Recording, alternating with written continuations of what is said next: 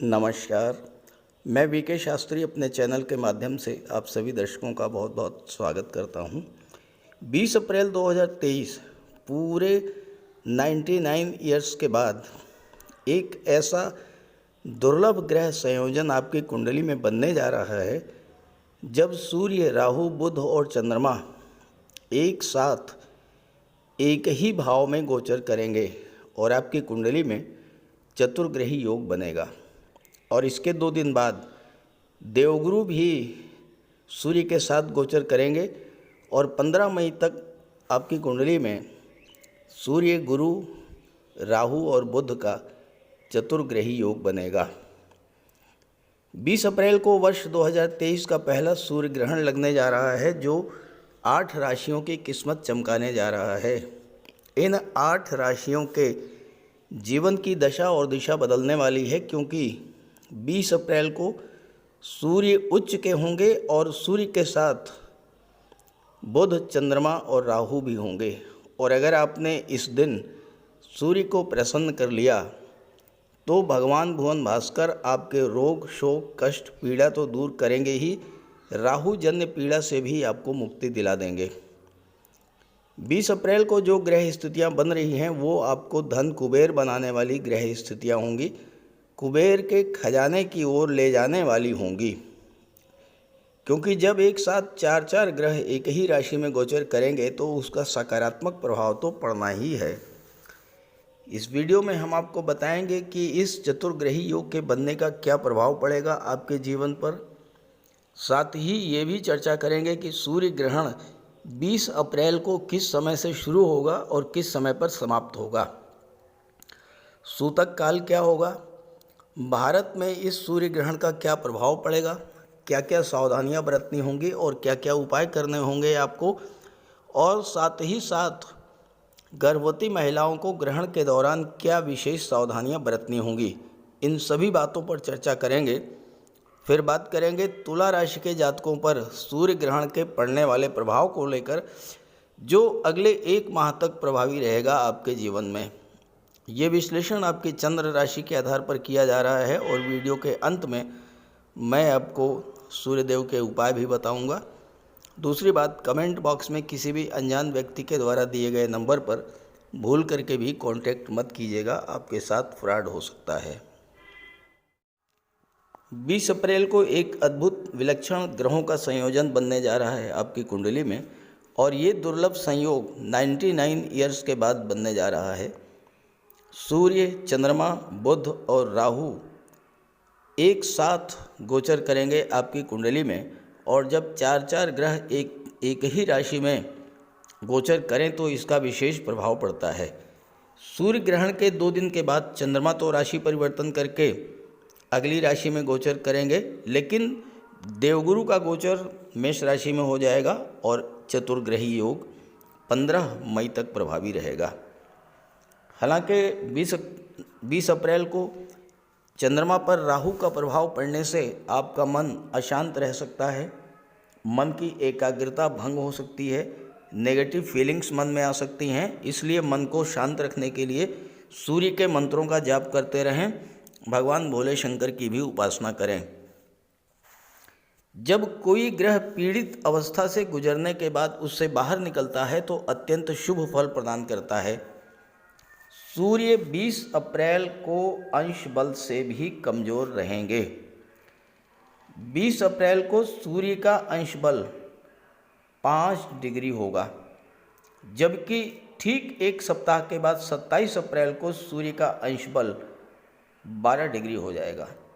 सूर्य युवावस्था में होंगे और उच्च की राशि में गोचर करते हुए अपने सभी शुभ फल प्रदान करेंगे। सूर्य के साथ बुध और गुरु भी होंगे। बुध भी इस समय अंश बल से मजबूत होंगे।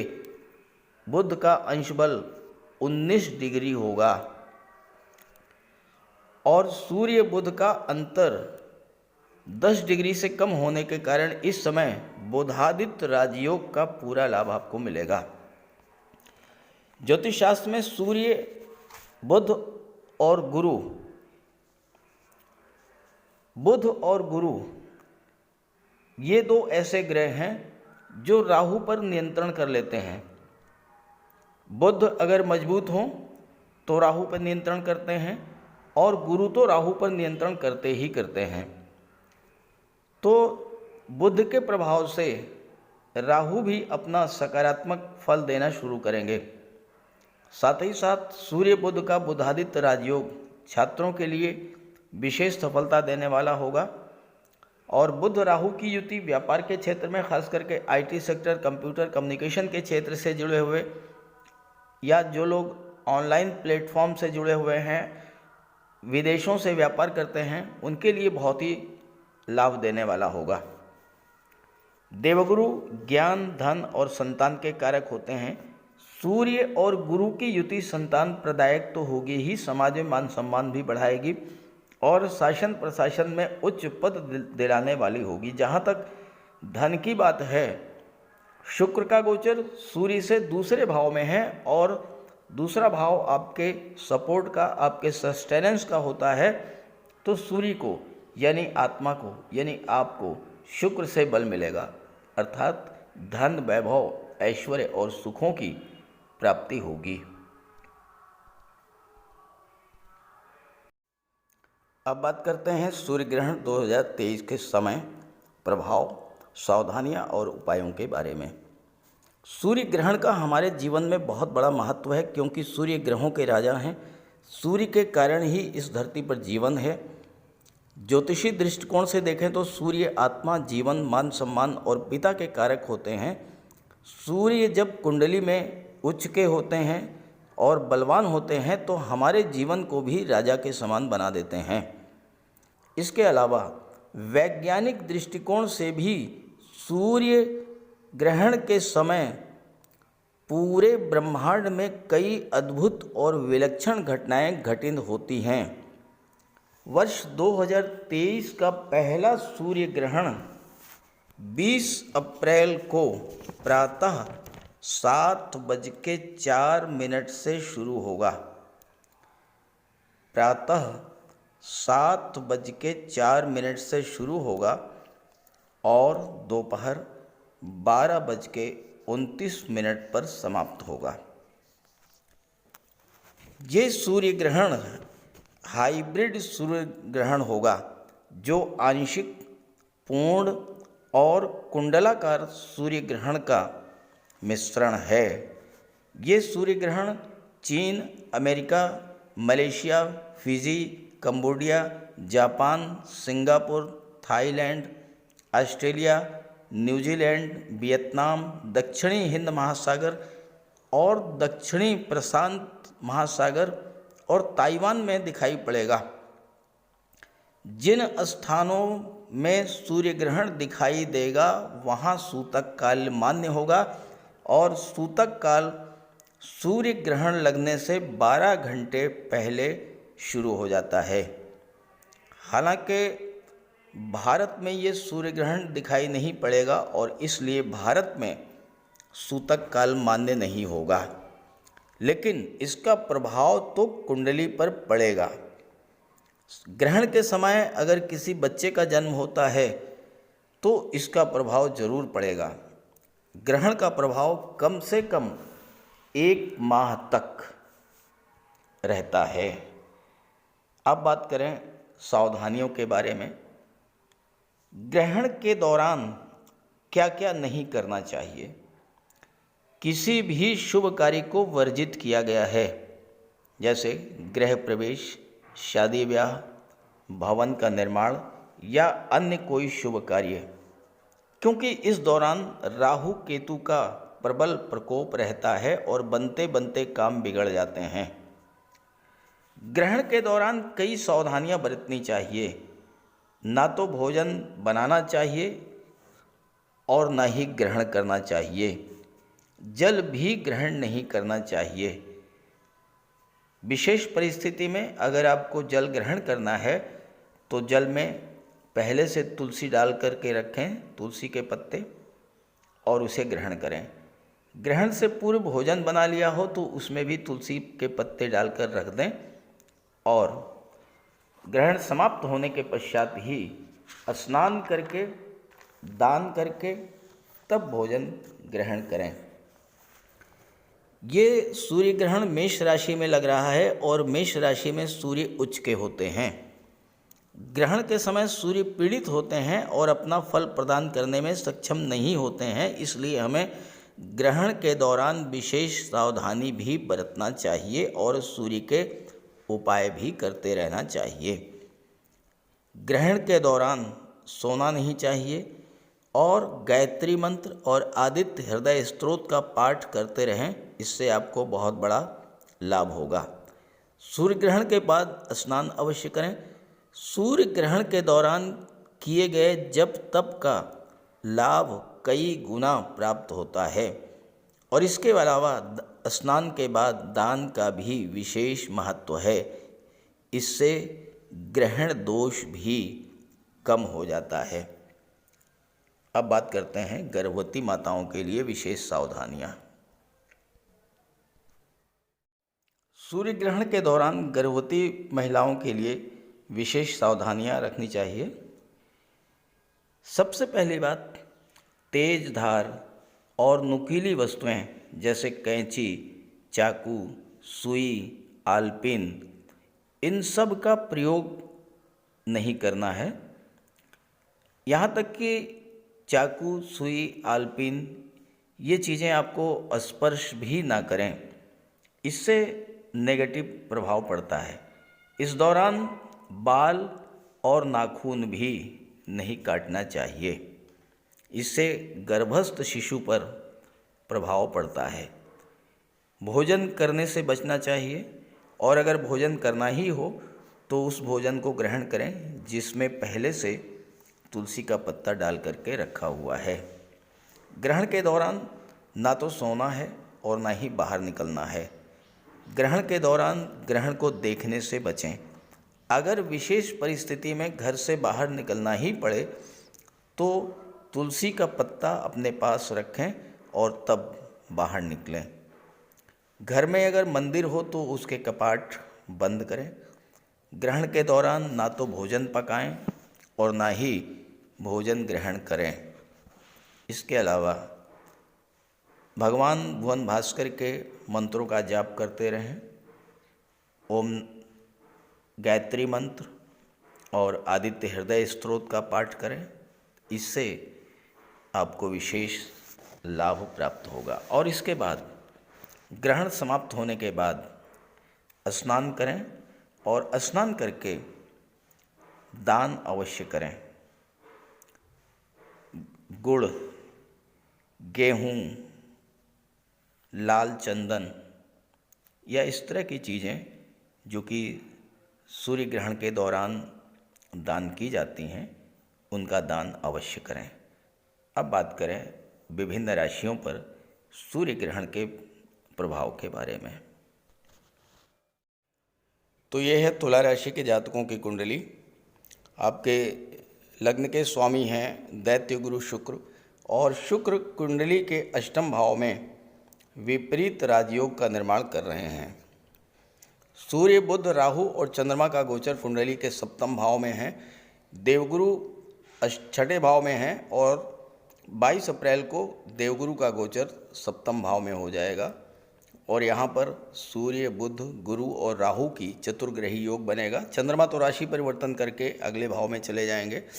शनि पंचम में गोचर कर रहे हैं, मंगल नवम भाव में और केतु का गोचर कुंडली के लग्न भाव में है। ये तो हैं ग्रह स्थितियाँ। अब यहाँ पर सूर्य लाभ के भाव के स्वामी होकर के सप्तम में गोचर करेंगे। बुध 12वें भाव के स्वामी होकर के सप्तम में सूर्य के साथ गोचर करेंगे। 7वां भाव व्यापार का है। बुध 12वें भाव के स्वामी हैं, विदेश भाव के स्वामी हैं, तो ये समय विदेशी व्यापार के लिए बहुत ही शुभ रहेगा। 7वें भाव में सूर्य का गोचर हर दृष्टि से सकारात्मक होता है, लाभ देने वाला होता है। केवल पारिवारिक जीवन में दाम्पत्य सुखों में थोड़ी कमी आ जाती है। हालांकि 2 दिन बाद यहाँ पर देवगुरु का गोचर हो जाएगा और देवगुरु के प्रभाव से दाम्पत्य जीवन में कोई विशेष परेशानी नहीं आएगी। चूँकि देवगुरु संतान और विवाह के कारक होते हैं, तो इस समय आपके विवाह का भी योग बनेगा।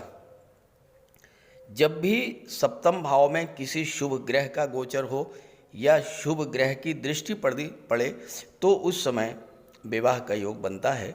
और देवगुरु जब इस सप्तम भाव में गोचर करेंगे तो आपके विवाह का योग बनेगा। देवगुरु के प्रभाव से आपके अंदर इतना ज्ञान बुद्धि विवेक जागृत होगा कि पारिवारिक जीवन की हर समस्या को आप सुलझा लेंगे। यहाँ पर देवगुरु पराक्रम भाव के स्वामी होकर के और छठे भाव के स्वामी होकर के सप्तम में गोचर करेंगे तो आपके पराक्रम पुरुषार्थ में वृद्धि करेंगे। अगर आप टूर एंड ट्रेवल से, मार्केटिंग के क्षेत्र से, ऑनलाइन बिजनेस से जुड़े हुए हैं, ऑनलाइन प्लेटफॉर्म से जुड़े हुए हैं तो आपके लिए देवगुरु बहुत ही शुभ लाभ देने वाले होंगे। यहाँ पर एक चीज़ ध्यान रखना है आपको कि जीवन साथी के स्वास्थ्य का विशेष ध्यान रखें। और चूँकि राहु हैं, राहु क्या है, राहु एक तनाव की, शक की स्थिति पैदा करते हैं, भ्रम पैदा करते हैं। तो जीवन साथी के साथ या बिजनेस पार्टनर के साथ धन से ज़्यादा संबंधों को महत्व दें। अगर किसी तरह का कोई गलत फहमी पैदा होती है तो उसको मिल बैठ करके सॉल्व कर लें। तुला राशि शुक्र की राशि है और शुक्र आपकी कुंडली के अष्टम भाव में गोचर कर रहे हैं, विपरीत राजयोग बना रहे हैं। तो यहाँ पर आपको विशेष सफलता मिलेगी व्यापार के क्षेत्र में, धन की प्राप्ति के क्षेत्र में, और आपकी डेली इनकम भी बढ़ेगी। अगर आपके जीवन साथी किसी नौकरी में हैं या कोई स्वतंत्र व्यापार व्यवसाय करते हैं, उनके लिए भी ये गोचर अत्यंत श्रेष्ठ सिद्ध होगा। सूर्य आपकी कुंडली में लाभ के भाव के स्वामी हैं और सूर्य लाभ के भाव में 11वें भाव में अति विशिष्ट कारक होते हैं, तो आपको हर तरह का लाभ प्रदान करेंगे। धन का लाभ तो मिलेगा ही। सूर्य के प्रभाव से शासन, सत्ता, राजनीति के क्षेत्र में जो लोग बैठे हुए हैं उनके आपके संबंध बहुत अच्छे होंगे। आपका सोशल रिलेशन बढ़ेगा, सोशल नेटवर्क बढ़ेगा। आपके मित्र भी उच्च पदों पर कार्य करने वाले अधिकारी होंगे और इसका आपको बहुत बड़ा लाभ मिलेगा। यहाँ पर बैठे हुए सूर्य आपकी डेली इनकम को तो बढ़ाएंगे ही, साथ ही साथ सूर्य आपको राजसी वैभव भी प्रदान करेंगे क्योंकि सूर्य राजा हैं। यहाँ पर शनि का गोचर पंचम भाव में है और शनि चतुर्थ भाव के स्वामी हैं और शनि की दृष्टि सप्तम भाव पर पड़ रही है, सूर्य पर, बुध पर, राहु पर, चंद्रमा पर और गुरु पर। तो ऐसे में आपके परिवार में थोड़ी बहुत तनाव की स्थिति बन सकती है, लेकिन शनि कंस्ट्रक्शन के कारक होते हैं, भूमि भवन प्रॉपर्टी के कारक होते हैं, तो भूमि भवन प्रॉपर्टी आप इस गोचर काल में खरीद सकते हैं। सूर्य, बुध और राहु और गुरु ये आपकी व्यावसायिक स्किल को बढ़ाएंगे, आपका सम्मान बढ़ेगा और व्यापार के क्षेत्र में या शासन प्रशासन के क्षेत्र में आपको उच्च पद भी प्राप्त हो सकता है। आपकी कुंडली में जो सबसे महत्वपूर्ण गोचर है वह शुक्र का है, क्योंकि शुक्र अष्टम भाव में विपरीत राजयोग बना रहे हैं। विपरीत राजयोग एक ऐसा राजयोग होता है जो कि व्यक्ति को बुलंदियों पर पहुंचाने वाला राजयोग होता है। अष्टम भाव आकस्मिक घटनाओं का होता है और शुक्र हैं धन के कारक, तो अचानक से धन का लाभ करा देंगे। गुप्त धन, लॉटरी, शेयर, कोई पैतृक संपत्ति, वसीयत या विरासत से आपको धन प्राप्त हो सकता है। इंश्योरेंस या मार्केटिंग के क्षेत्र से आपको धन मिल सकता है। अचानक से आपको कोई शुभ समाचार मिल सकता है, कोई विवाह का रिश्ता आ सकता है, संतान की प्राप्ति हो सकती है, जीवन साथी के माध्यम से धन प्राप्त हो सकता है और आपका जीवन साथी इस समय कोई नया व्यापार व्यवसाय शुरू कर सकता है या उसको नौकरी मिल सकती है। अगर आप जीवन साथी के नाम से कोई व्यापार व्यवसाय करेंगे तो अचानक लाभ भी होगा। शुक्र आपके लग्न के स्वामी हैं और कला और सौंदर्य के कारक हैं। विदेश जाने का मौका मिलेगा। कला के क्षेत्र में विदेश जाकर के परफॉर्म करने का, कोई स्टेज प्रोग्राम देने का भी आपको मौका मिल सकता है। इस गोचर काल में आपको कोई ऐसा धन मिल सकता है जो आपने ना कमाया हो। अनएक्सपेक्टेड वेल्थ, जहाँ से आपने सोचा भी नहीं हो। कोई गिफ्ट मिल सकता है। स्पिरिचुअलिटी, अध्यात्म में आपकी रुचि बढ़ सकती है। शुक्र शनि के मित्र हैं और शनि चतुर्थ भाव के स्वामी हैं, तो भौतिक सुखों में भी वृद्धि करेंगे। वाहन का योग बनेगा। आपका स्वास्थ्य भी अच्छा रहेगा। तंत्र विद्याओं और साधना में आपकी रुचि बढ़ सकती है। रिसर्च के क्षेत्र में हैं तो वहाँ से आपको बहुत अच्छा रिजल्ट मिलेगा। गुरु की दृष्टि, शुक्र की दृष्टि द्वितीय भाव पर, सेकंड हाउस पर पड़ेगी। दूसरा भाव धन के संचय का, वाणी का, परिवार का होता है। तो शुक्र की दृष्टि दूसरे भाव पर पड़ने से आप धन का संचय करेंगे। परिवार में प्रेम, सौहार्द, खुशियाँ आएंगी। वाणी का भाव है तो आप अपने वाणी के बल पर, खासकर कला के क्षेत्रों में, गायन, अभिनय, एक्टिंग, इन सब क्षेत्रों से आपको धन की प्राप्ति होगी। शुक्र सौंदर्य के कारक हैं और अगर आप व्यापार व्यवसाय में हैं और महिलाओं के सौंदर्य प्रसाधन, गारमेंट्स, ड्रेस डिज़ाइनिंग या फैशन डिज़ाइनिंग, परफ्यूम्स, कॉस्मेटिक्स, इन सब का व्यापार व्यवसाय करते हैं तो आपको बहुत बड़ा लाभ और सफलता मिलने जा रही है। तो इस तरह से सूर्य ग्रहण के बाद का जो समय है, खास करके 26-27 अप्रैल के बाद का, क्योंकि 27 अप्रैल को सूर्य का अंश बल होगा 12 डिग्री और बुध का अंश बल होगा 19 डिग्री। तो सूर्य और बुध का प्रबल बुधादित्य राजयोग बनेगा आपकी कुंडली में, क्योंकि जब 10 डिग्री से कम होता है अंतर, तो दोनों ही ग्रह एक दूसरे को फुल सपोर्ट करते हैं। यहाँ तो केवल अंतर 60 डिग्री का रहेगा। तो सूर्य बुध का जो बुधादित्य राजयोग है, ये सरकारी सेवा के लिए जो प्रयासरत हैं उन जातकों के लिए भी बहुत अच्छा रहेगा, क्योंकि छठे भाव के स्वामी देवगुरु हैं और देवगुरु भी सूर्य बुध के साथ ही रहेंगे। और छठा भाव कॉम्पिटिशन्स का होता है, प्रतियोगिताओं का होता है, तो यहाँ पर आपको सफलता दिलाएंगे सूर्य, बुध और गुरु। तो इस पूरे गोचर का आपको पूरा लाभ उठाना है और इसके लिए आप भगवान भुवन भास्कर का उपाय अवश्य कीजिएगा। तो बात करते हैं उपायों पर। अगर अभी तक आपने सूर्य देव का उपाय नहीं किया है तो अवश्य कीजिए। सूर्य देव की आराधना करें। खास करके छात्रों को या जो कॉम्पिटिटिव एग्ज़ाम्स की तैयारी कर रहे हैं, उन्हें तो सूर्य के उपाय अवश्य करने चाहिए।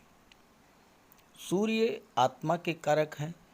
इस पृथ्वी पर सूर्य के कारण ही जीवन है और सूर्य की ही ऊर्जा, प्रकाश और ऊष्मा से हम कार्य करने में सक्षम होते हैं।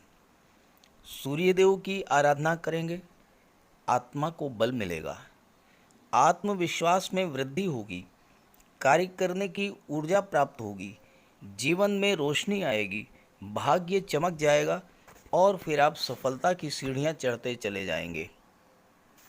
तो प्रातःकाल स्नान करते समय जल में लाल पुष्प या केसर डाल करके स्नान कीजिए। इसके बाद सूर्योदय से 1 घंटे के भीतर सूर्य देव को अर्घ्य दीजिए। तांबे के लोटे में जल, अक्षत, लाल पुष्प, रोली, लाल चंदन, ये डाल करके सूर्य देव को अर्घ्य दीजिए। ध्यान रखें कि सूर्य देव को अर्घ्य 3 बार में देना है। 1 लोटे जल को आपको 3 बार में अर्घ्य देना है और साथ ही साथ इस बात का ध्यान रखना है कि जो जल है वो आपके पैरों पर ना गिरे। इसके बाद गायत्री मंत्र का जाप करें, आदित्य हृदय स्तोत्र का पाठ करें। छात्रों को तो सूर्य का ये उपाय नियमित रूप से करना चाहिए, क्योंकि सूर्य ही सरकारी नौकरी के कारक हैं और आज के युग में हर छात्र का सपना होता है कि वो आईएएस बने, आईपीएस बने या शासन प्रशासन में उच्च पदस्थ अधिकारी बने, और सूर्य इन सब के कारक होते हैं। सूर्य पिता के कारक हैं। पिता का सम्मान कीजिए, उनकी सेवा कीजिए, उनके मार्गदर्शन में आगे बढ़िए। यदि किसी तरह का कोई विवाद भी है तो उसे भुला दीजिए और उन्हें किसी तरह का कष्ट तो बिल्कुल न दें। इससे सूर्यदेव को बल मिलेगा। सूर्यदेव को बल प्राप्त हो, इसके लिए रविवार को नमक का सेवन न करें। दलिया, दूध, दही, गुड़, गेहूं की रोटी, इन सब का प्रयोग करें। रविवार के दिन सूर्यदेव को अर्घ्य देने के बाद एक तांबे की अंगूठी या तांबे का छल्ला ये धारण करें, और जितनी आपकी क्षमता या सामर्थ्य हो यथाशक्ति लाल वस्त्र, गुड़, गेहूं, मसूर की दाल या तांबे का दान करें। गौ माता की सेवा करें, उन्हें रोटी दें, चींटियों को चीनी दें, मछलियों को आटे की गोली खिलाएं। ध्यान रखें कि जो भी उपाय करें यो पूरे मन से करें। उपाय करते समय सूर्यदेव का ध्यान करें और साथ ही साथ अहंकार और क्रोध इनसे दूर रहें। आप ये उपाय करके देखिए, जीवन में इतना बड़ा परिवर्तन आएगा कि आप कल्पना नहीं कर सकते। तो मेरी बात से सहमत हों तो उपाय शुरू कर दीजिए, और वीडियो अच्छा लगा हो तो अपने साथियों को, मित्रों को भी ज़रूर शेयर कर दीजिएगा। नमस्कार।